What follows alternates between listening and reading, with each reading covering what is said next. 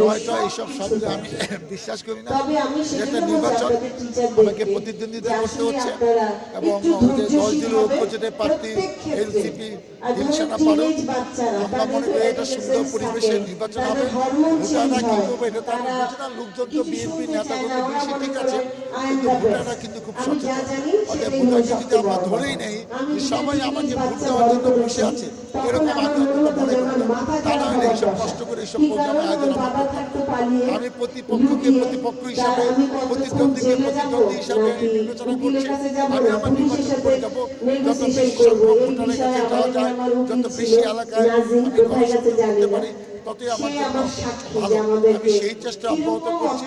আমি আশাবাদী যে বিএনপি সমর্থক ভোটারের সংখ্যা বেশি, হয়তো 12 তারিখে বেশিরভাগ মানুষ ভোটাররা আমাকে ভোটে নির্বাচিত করবে, এটা আমি আশা করছি। সেই আশা নিয়ে নির্বাচনে কাজ করছি।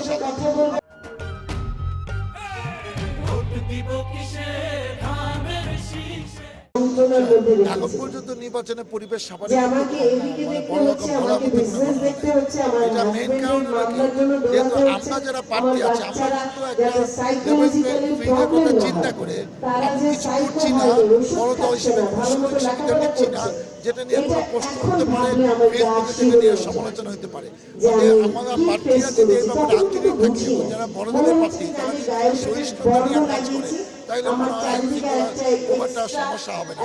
আইন শৃঙ্খলা বিচ্ছিন্নভাবে সারা বাংলাদেশে করছে, এটাকে আমি নির্বাচনে কোনো প্রতিপক্ষের অ্যাটিটিউড হিসেবে আমি দেখতে চাই না।